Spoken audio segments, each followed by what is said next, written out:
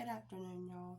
I'm still battling this cold and congested stuff, so I haven't been able to do my everyday like I should, but I'm going to do our Bible study, because we're almost to the end of it, so, today's day 3, and I think we only have one more week left once we reach day 5, so, then we'll be done with that and move on hopefully to something else. Hopefully. I have another book that I want to do anyways, but I don't think it's in here. No, it's not. Yeah, it is. It is in here. But we'll start it afterwards. But anyways, let's go ahead and get started because I want to take a bath and I'm just going to chill because I'm still wheezing and coughing my lungs up and all that stuff. So, and I'm taking medicine. It's just taking it sleep time. Because everybody said that it's just a summer cold flu, and people's had it for up to 3 weeks, so it's getting annoying. Very. Can't sleep at night because you're coughing your lungs up, and it's just crazy. But anyways, I hope everybody's having a wonderful day. I wish I was feeling better. So, it's called Listen Well, and our quitting verse for the day is, Listen, my son, and be wise. Proverbs 23:19. What if I don't have what it takes to give others what I need? I see myself standing at the bottom of the giant mountain today. I feel small, unnoticed, not capable, unworthy, and the questions is haunting me. My heart is filled with passion, yet here I sit wondering, will I really be able to do this?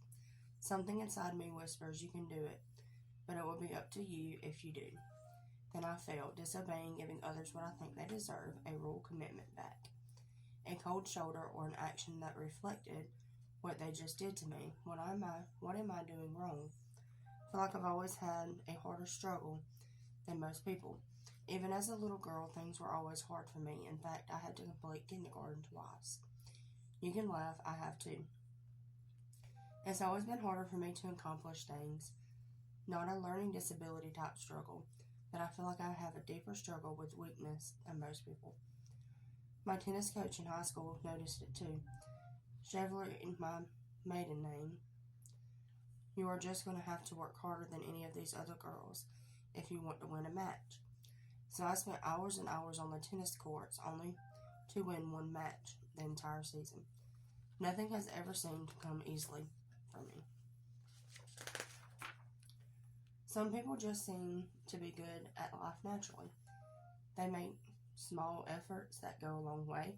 Success seems to follow them wherever they go. I have people like this in my life that are great people too.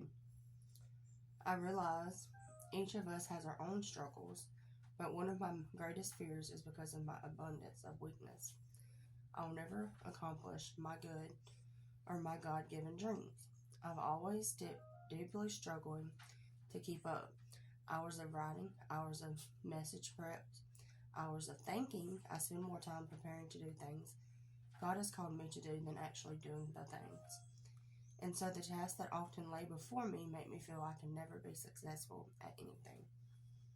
Here's the problem: in order to be successful at all my God struggles, I have the answers I need. Others have given me instruction, but I don't always want to follow it. My friend Lisa has given me instruction on how to better manage my time, or how to better manage my time. Weight loss books have given me instruction on how to lose weight. Workout instructions have given me instructions on how to work out. Writer workshops have given me instructions on ways to make my writer better. We live in a world where most of the answers to our quitting struggles are at the tips of our fingers, but we have to be willing to follow instructions from God and from others. Yesterday we saw how open to Naomi's instructions Ruth was. Now we see Ruth's reaction. So Ruth said to her, I will do everything you say. Ruth 3:5. Are you surprised at Ruth's willingness to follow Naomi's instructions? Yes, no, or a little. On a scale of 1 to 10, 10 being the most open, put on a dot on the line to show how open to following instructions you are right now. Look up at the following verses and write down the instruction God gives us when it comes to being emotionally generous with someone else. So the first one is Proverbs 24:7. So we're going to look that up. And we're going to read them. There's 4. Proverbs 24:17 says, "Do not gloat when your enemy fails, when he stumbles. When he stumbles, do not let your heart rejoice." I'm going to read that again. And that's been so hard for me. I know it's probably hard for others too.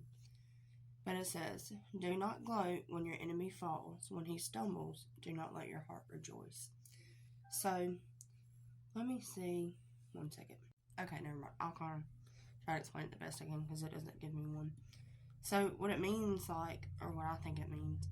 So, when your enemy falls, don't rejoice in heart. Don't be happy. Don't laugh. What I do is I pray for my enemies.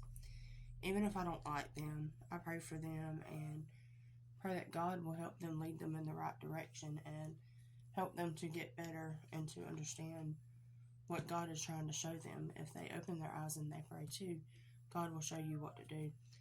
And I pray that I don't pray nothing bad on my enemies. I don't pray anything bad to happen to them or their family, because I feel like if I did that, then God would strike me wrong for something, because I was doing bad to my enemies. Because I prayed something bad on them, then God will repay back. Because God will repay you back what you do wrong. And I just, as I pray at night, I pray for my enemies too.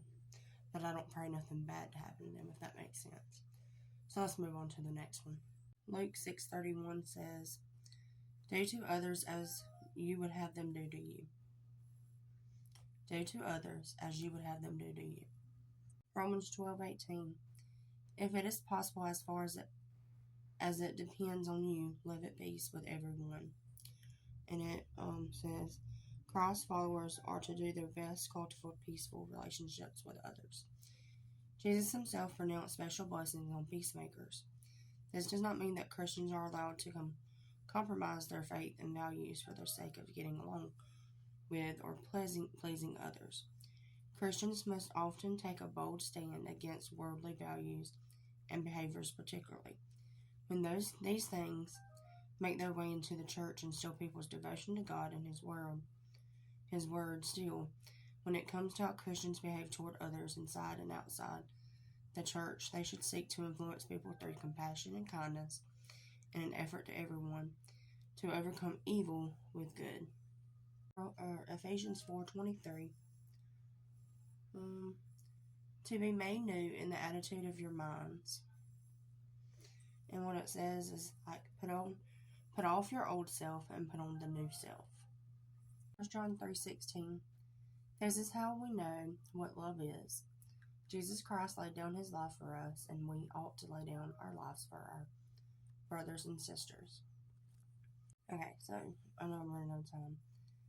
We ought to lay down our lives. This does not necessarily mean a physical sacrifice of one's life, although that may be required at times to save another person.